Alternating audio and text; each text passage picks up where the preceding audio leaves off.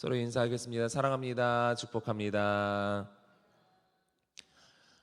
감사합니다. 주님의 은혜가 오늘 가운데 충만하기를 소망합니다. 오늘은 무슨 날일까요? 네, 어버이날입니다. 부모님이 계셨기에 지금의 내가 있고 또 부모님의 사랑이 있었기에 현재 내가 있게 된 줄 믿습니다. 그 어느 때보다 늘 감사해야 되겠지만 어느 때보다 더 부모님께 감사할 수 있는 또 그것을 표현할 수 있는 오늘이 되시길 바랍니다. 오늘 본문이 일명 사랑장인데 사실 일반적인 가정의 이 부모님의 사랑, 아버지 사랑, 어머니 사랑, 특히 어머니의 사랑을 생각하면 진정한 사랑이란 무엇일까? 라는 것을 우리가 생각해 볼 때 어느 정도 설명하지 않아도 잘 알 수 있을 것입니다. 특히 오늘 본문에서는 이 사랑의 영원성에 대해서 말씀하고 있는데 당시 이 고린도 교회에서 중요하게 여겼던 은사가 이 본문에서 나오는 이 방언의 은사, 또 예언의 은사, 또 지식의 은사였던 것 같습니다. 서로가 이것을 가지고 내가 잘났니, 네가 잘났니 하면서 서로 이렇게 뽐냈던 것 같은데 이것들과 이제 사랑에 대해서 이제 비교를 하고 있습니다. 오늘 본문 8절 말씀을 다시 한번 읽어보도록 하겠습니다. 시작. 사랑은 언제까지나 떨어지지 아니하되 예언도 패하고 방언도 그치고 지식도 패하리라. 아멘. 특히 이제 8절 본문은 이 사랑이 영원하다. 다른 것은 패하고 그치고 사라지지만 사랑만큼은 영원하다라는 것을 말씀을 하고 있습니다. 이 예언, 방언, 지식과 같은 영적인 은사들은요, 하나님의 나라를 세우기 위한, 하나님의 나라를 완성하기 위해서 주어진 것입니다. 그런데 예수님께서 다시 오시는 날에 그 나라가 이 완성이 되는 것이죠.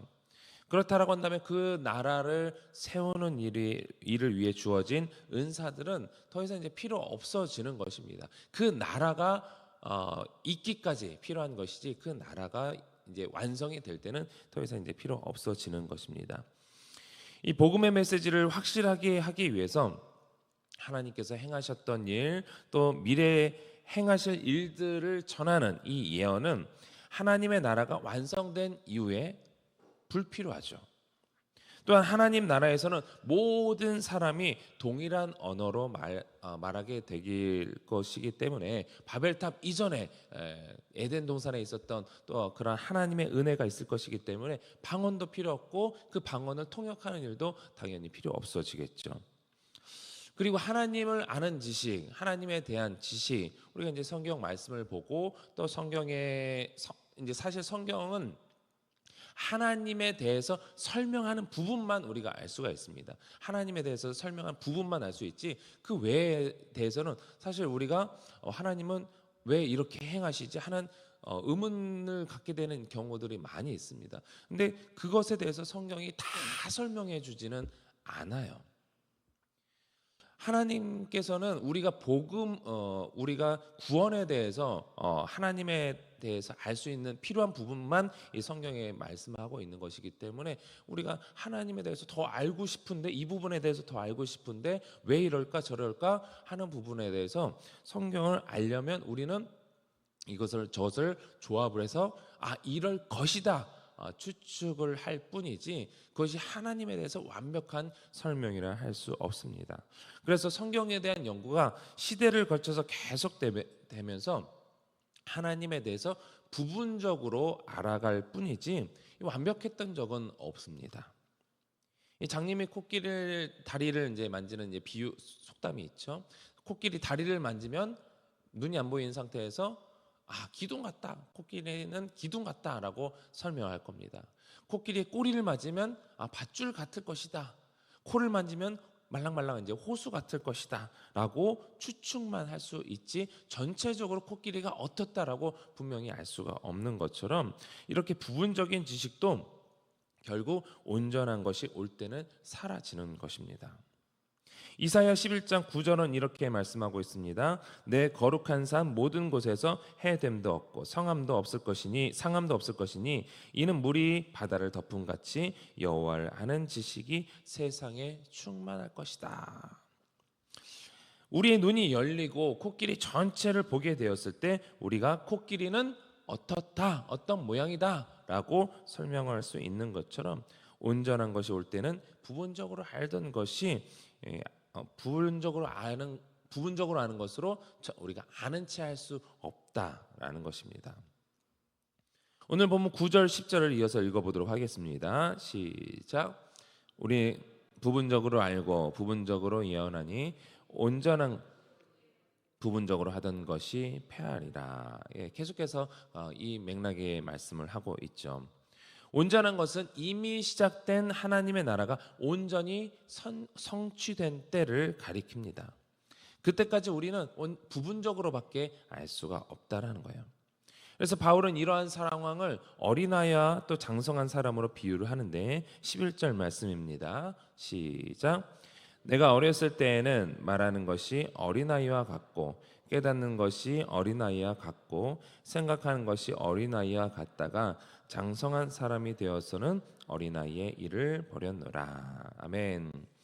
어렸을 때는 깨닫고 생각하는 것이 한계가 있다라는 것입니다. 제가 이제 초등학교 시절로 이제 기억을 하는데요. 저희 어머니를 따라서 이제 기도원을 갔던 오산리 기도원을 갔었는데 그때 이제 기억이 납니다. 근데 이제 어린 나이에 3일 금식을 했던 것 같아요. 이제 뭐 이제 배도 고프고 하니까 뭐 할 일도 없고 오다 가다 하면서 이제 이 기도원 가면은 지정석이 있잖아요. 자리를 이제 마련했고 거기서 자고 뭐 이렇게 했었던 걸로 제가 이제 기억을 하는데, 그러면 이제 옆에 사람이 뭐 한 3일 지나고 이틀 지나고 이러면은 이제 옆에 사람이 누가 있는지 또 이제 뭐 인사도 하고 그러면 이제 어느 정도 친분이 생겨요.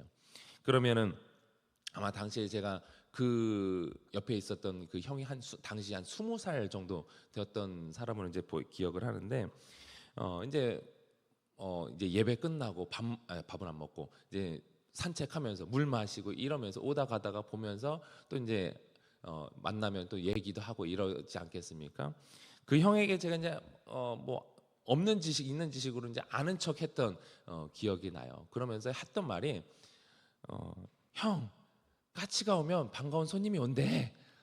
이런 뭐 그때 이 무슨 얘기인지 알고 한 얘기인지 무슨 얘기인지 모르겠지만 그런 얘기를 했던 기억이 나요. 그때 이제 그 형이 그래 하면서 이제 받아주었던 기억이 있는데, 지금 생각하면 내가 그런 얘기를 왜 했나 막 싶어요.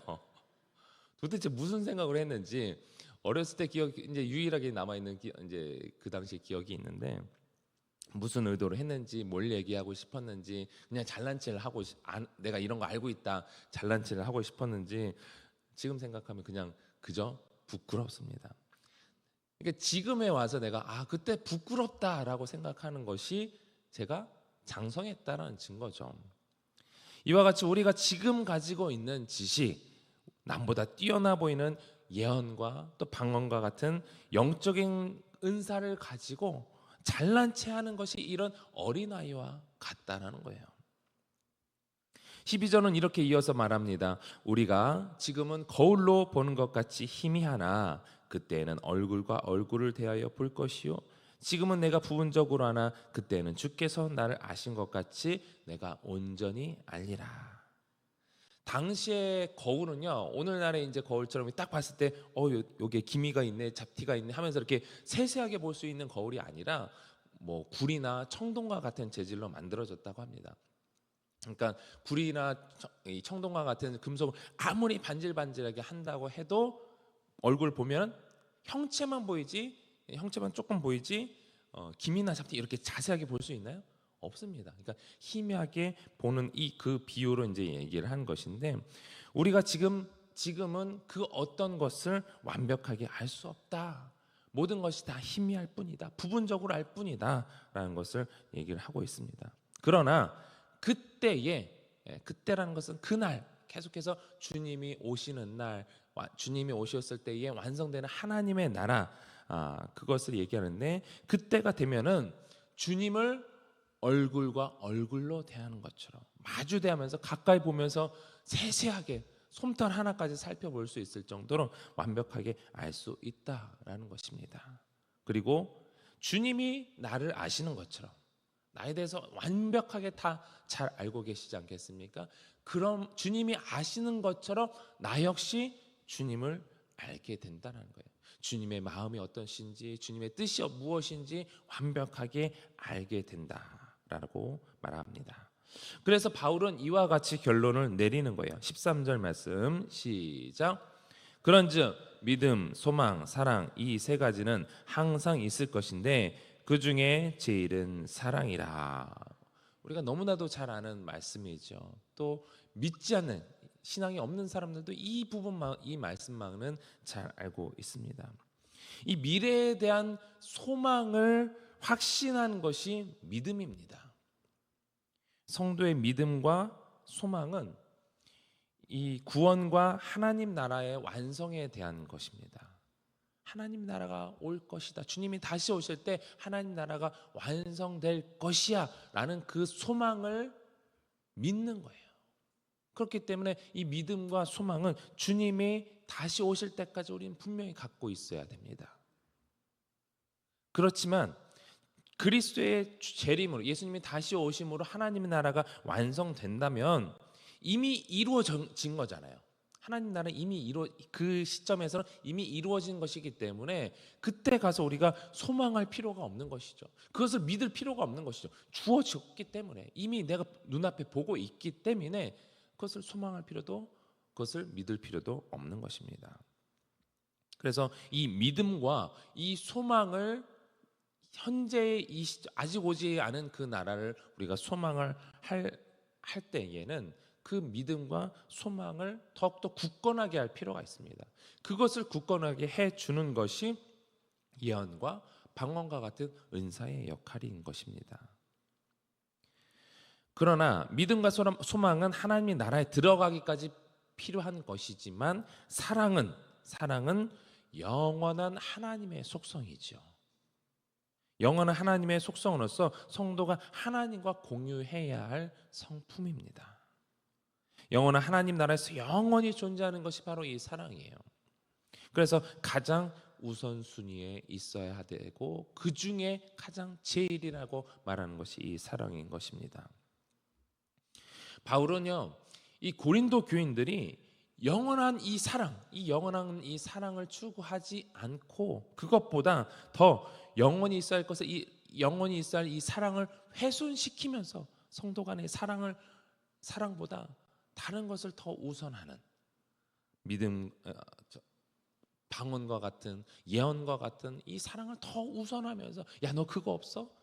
야, 내가 더 우선이야? 이러면 잘난 체하면서 상대방을 무시하고 사랑하지 않고, 이런 영원히 있어야 할 사랑이 훼손되는 것을 계속해서 걱정하고 또 염려하면서 그러지 말아야 한다라고 바울은 권면하고 있는 것입니다. 요한일서 4장 8절은 이렇게 말씀합니다. 시작. 사랑하지 아니하는 자는 하나님을 알지 못하나니 이는 하나님은 사랑이심이라. 하나님은 사랑. 하나님 자체가 그 사랑이에요. 하나님의 속성이 사랑이에요. 그렇기 때문에 사랑하지 않는다, 하나님을 모르는 겁니다. 하나님을 알 수가 없어요. 철학에서 이 사랑의 형태를 5가지로 나눌 때 아가페, 필로스, 스톨게, 에로스, 플라토닉 러브 이렇게 나눈다고 합니다. 여러 가지 형제의 사랑, 또 철학적인 사랑, 또 인간적인 성욕적인 사랑, 이 중에 인간에 대한 하나님의 사랑인 이 아가페 사랑은요, 자신을 희생하면서까지 사랑하는, 실천하는 그런 사랑이죠. 오늘 본문에 나오는 사랑 역시, 그리고 신약 성경의 대다수 말하고 있는 이 사랑이 다 이 아가페, 하나님의 온전하신 사랑입니다. 그래서 예수님께서도 이렇게 명령하셨습니다. 마태복음 22장 37절 말씀 시작. 예수께서 이르시되 내 마음을 다하고 목숨을 다하고 뜻을 다하 주 너의 하나님을 사랑하라 하셨으니, 내 마음, 내 목숨을 다해서 뜻을 다해서 하나님이 우리를 사랑하신 것 같이 주 너의 하나님을 사랑하라. 이것이 예수님의 명령입니다. 어떻게 이렇게 사랑할 수 있을까요? 주님께서 우리를 사랑하신 만큼 우리 역시 주님을 사랑하라. 예수님께서 제자들에게 원했던 사랑이 그런 사랑입니다. 그런데 제자들이 예수님이 십자가에 달려 돌아가셨을 때 그런 사랑을 표현할 수 있었습니까? 그럴 수 없었죠. 그리고 예수님이 부활하시고 나서 제자들에게 보이면서, 특히 베드로에게 네가 나를 사랑하느냐? 네가 나를 아가페하느냐? 네가 나를 아가페하느냐? 그럴 때 베드로는 이 약간 이제 철학적인 사랑에서 필로스, 우정의 사랑을, 내가 주님을 사랑합니다. 내가 주님을 사랑합니다. 그런데 그 표현에서는 내가 주님이 우리를 위해서 희생적인 사랑을 하시기까지 그런 사랑은 내가 할 수 없습니다. 그랬을 때 마지막에 예수님께서도 야, 네가 나를 그렇게 필로스 하느냐? 우정적인 사랑을 하느냐? 우리 수준에 맞춰서 사랑하느냐라고 말씀하시면서 베드로의 사랑을 다시 한번 확증하고 그의 마음을 어루만져 주셨습니다. 성령이 오시기 전까지는 우리가 그렇게 주님을 온전히 사랑한다라는 것이 쉽지 않습니다. 그러나 주님께서는 말씀하시길 내 마음을 다하고 목숨을 다하여 주 너희 하나님을 사랑하라. 그 사랑을 할 때에 우리는 하나님의 사랑을 온전히 알 수 있게 되는 것입니다. 이런 아가페 사랑 외에는요, 다른 사랑은 역시 변합니다. 사라집니다. 우리가 아는 유명한 대사, 그 드라마 대사인데요. 사랑은 다 드라마 안 보셨나 봐요. 사랑은 돌아오는 거야. 이 천국의 계단인가 무슨 드라마에서 권상우가 부메랑을 던지면서 했던 이제 유명한 대사인데요. 이 돌아온다, 사랑은 돌아오는 거야라는 그의 바람은 변했다라는 것이고 변한 사랑이 다시 돌아오기를 바라는 것이죠. 세상의 사랑이 이렇게 변합니다. 내 마음이 변하든지 상대방이 변하든지 해서 이 사랑의 관계가 깨어집니다. 그러나 주님의 사랑은 변하지 않는다는 거예요. 주님의 사랑은 변하지 않고 우리의 사랑 역시, 주님을 향한 사랑 역시, 또 서로 공동체에서 성도의 사랑 역시 이렇게 변하지 않아야 되는 그런 사랑을 하라라고 바울은 얘기를 하고 예수님께서 권면했던 사랑을 다시 한번 이렇게 강조를 하고 있는 것입니다. 요한복음 13장 34절은 이렇게 말씀하고 있습니다. 새 계명을 너희에게 주노니 서로 사랑하라. 내가 너희를 사랑한 것 같이 너희도 서로 사랑하라. 다 아가페입니다. 하나님이 우리를 위해서 아낌없이 주었던 그 사랑만큼 너희도 서로 그렇게 사랑하라. 여기서 말하고 있는 이 아가페, 사랑에 대해서 잘 말씀해 주고 있는 것이 우리가 지난번에 읽었던 13장 4절에서 7절 말씀입니다. 이 구절을 마지막으로 읽으면서 사랑, 주님이 우리를 향한 사랑, 이러한 사랑이고 우리가 해야 되는 사랑, 이러한 사랑이구나. 다시 한번 우리가 생각해 보면서 읽어보도록 하겠습니다. 시작.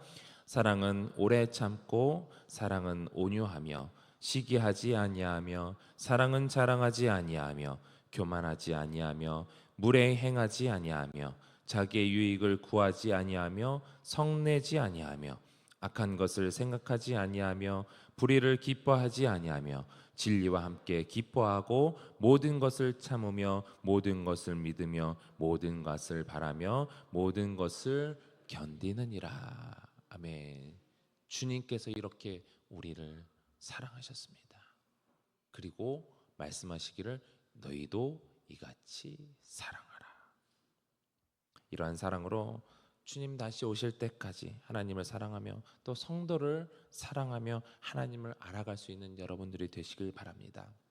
오늘 하루도 내가 얼마나 오래 참았는지, 얼마나 온유했는지, 얼마나 내가 시기하지 않았는지, 내 유익만 구했던 것은 아니었는지 생각해 보면서 오늘도 주님 주신 그 사랑을 실천할 수 있는 여러분들이 되시기를 주님의 이름으로 축원합니다. 우리 주신 말씀 기억하면서 기도하실 때에 혹여나 우리가 살아가면서 어떤 은사를 구하고 있었던 적이 있습니까? 그랬다라고 하면 그 목적은 도대체 무엇이었는지, 무엇보다도 내가 주님이 주신 그 영원한 사랑을 추구하며 우리 안에 그러한 사랑으로 채워져 있는지, 그러지 않았다면 하나님 이제는 그런 사랑으로 채워지기 원하고 또 그렇게 실천하기 원합니다. 그렇게 기도하시길 바라고 또 창립 48주년 행사를 위해서 기도하시고 다음 세대를 위해서 또 교회의 부흥을 위해서 또 둔촌동 시대가 활짝 열리게 해달라고 또 각자의 기도 제목을 놓고 우리 주님 세 번 간절히 부르고 통성으로 기도하겠습니다. 주여 주여 주여